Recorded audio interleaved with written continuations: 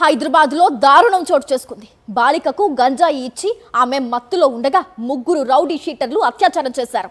బాలిక పరిస్థితి విషమంగా ఉందని డాక్టర్లు చెబుతున్నారు. ప్రస్తుతం బాలిక ఆసుపత్రిలో చికిత్స పొందుతోంది. ముగ్గురు నిందితులను పోలీసులు అదుపులోకి తీసుకున్నారు. కాసేపటి క్రితమే రౌడీ షీటర్లను మెజిస్ట్రేట్ ముందు హాజరుపరిచారు. ఇన్సిడెంట్ కి సంబంధించి పూర్తి డీటెయిల్స్ అందించేందుకు మా కరెస్పాండెంట్ రవిచంద్ర నార్సింగి పిఎస్ నుంచి లైవ్ ద్వారా జాయిన్ అవుతున్నారు. రవిచంద్ర, చెప్పండి, కాసేపటి క్రితమే ఆ ముగ్గురు రౌడీ షీటర్లను కూడా మెజిస్ట్రేట్ ముందు హాజరుపరిచారు. మీ దగ్గర ఉన్న డీటెయిల్స్ ఏంటి రవిచంద్ర?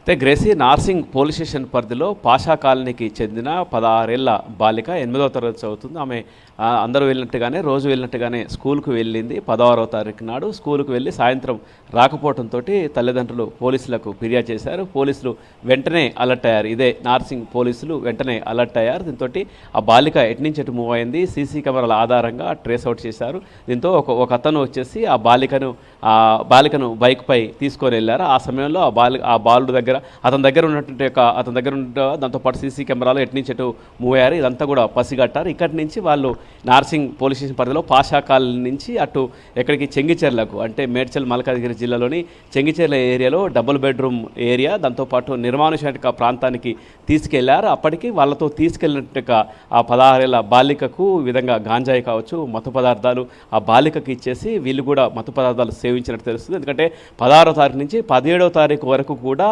వాళ్ళు కూడా ముగ్గురు నిందితులు కూడా ఆ బాలిక దగ్గరే ఉన్నారు. ఈ విధంగా ఆ బాలిక కూడా ఎక్కువగా మత్తు, దాంతోపాటు గాంజా, డ్రగ్స్ ఇవ్వడంతో అపస్మారక స్థితిలోకి వెళ్ళిపోయింది. ఈ విధంగా అత్యాచారానికి ఒడిగట్టారు. అందులో ఒక అతను కూడా మైనర్ ఉన్నట్టు కూడా తెలుస్తుంది. మిగతా ఇద్దరిని కూడా అదుపులో తీసుకున్నారు. అదుపులో తీసుకొని విచారణ చేపడతారు. ఒక అతన్ని కొద్దిసేపటి క్రితమే ఇక్కడి నుంచి తీసుకెళ్లారు. అయితే ఫిట్నెస్ టెస్ట్ చేయించి అక్కడి నుంచి జడ్జి ముందు ప్రవేశపెట్టారు ఒక అతను. ఎందుకంటే మేజర్గా ఉన్నట్టు ఒక అతన్ని పెట్టారు. మరో ఇద్దరు మైనర్గా ఉన్నట్టు తెలుస్తుందో, అందులో ఒకరైతే మైనర్గా ఉన్నట్టు కూడా తెలుస్తుంది. అయితే పూర్తిగా విచారణ చేపడుతున్నారు. అసలు వీళ్ళకి ఎట్లా పరిచయం అయింది, గతంలో ఇన్స్టాగ్రామ్ నుంచి పరిచయం అయినట్టు కూడా తెలుస్తుంది.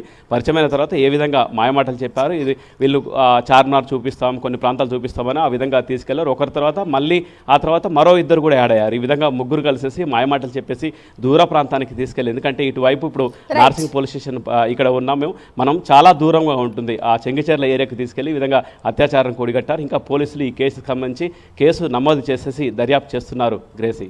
Okay, thank you Ravichandra.